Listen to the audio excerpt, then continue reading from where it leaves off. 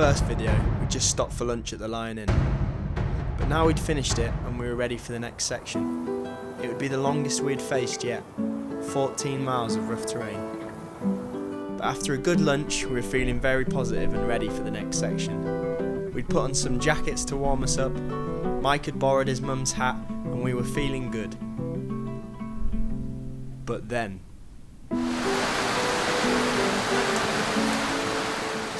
this was a definite low point. Everything was wet, including our socks, our clothes, our boots. But as Mike likes to say, we've had worse, so we kept trudging on through the rain. It rained on and off for about 3 hours, and I only managed to film a few clips of this section when it wasn't raining. Mike invented extreme pole walking to cheer us up, and he was having a good time despite the wetness.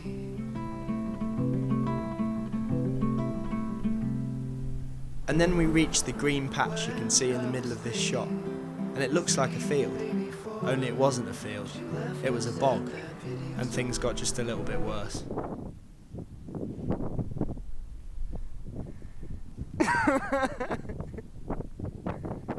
my. Well,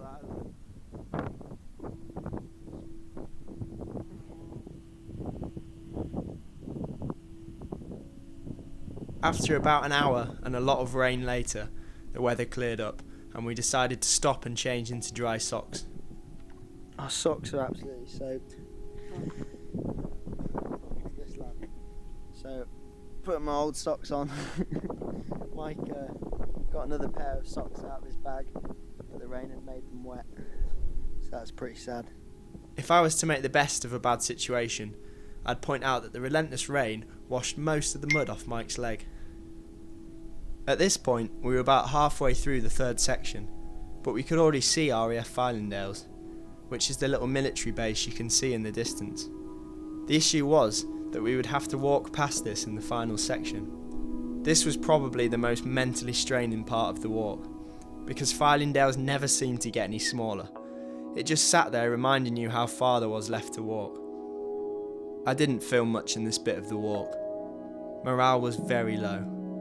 Me and Mike weren't talking much, and I think we were both wondering why we'd agreed to do this. I think this clip sums up how we were both feeling at that point.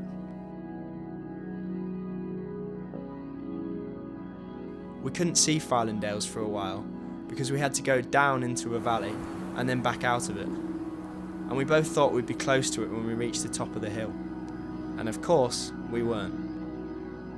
It was another 45 minutes before we arrived at the checkpoint, and I didn't film anything, we just plodded on.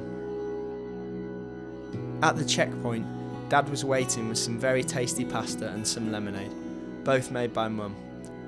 I think this is a good time to thank everyone who supported us. It would have been impossible to do the walk without all the help along the way, so thanks. All we had left to do at this point was the final 8 miles that would take us to Ravenscar. Mike's wet boots had given him blisters on the bottom of his feet, so he changed into some dry trainers and we set off. After a day of nothing but barren moorland, it was a really exciting moment to see the sea for the first time. But again, I think we both thought we would get closer to it much quicker than we did.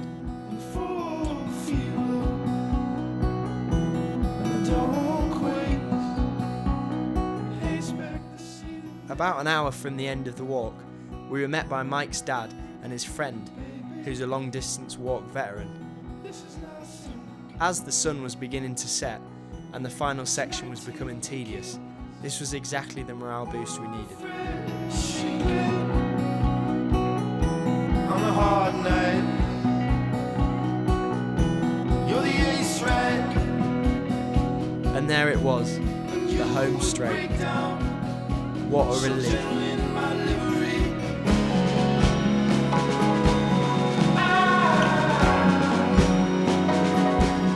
After 14 hours, 32 minutes of walking, we'd finally reached the end of the walk, and it was time to celebrate.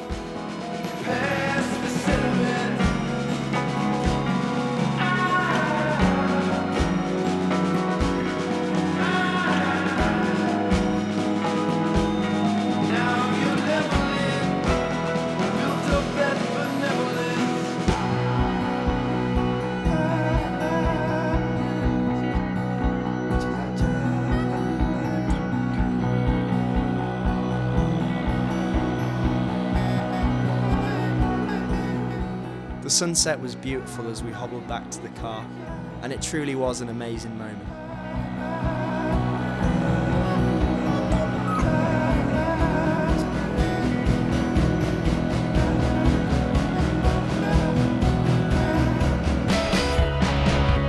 You know, it's not about destination, it's the journey along the way. Unless you're doing a 40-mile walk and it's raining and you just put your foot in a bog. At that point, the journey is pretty Thank you for watching this video. It really means a lot. And subscribe if you want to see more adventures like it. Thanks again.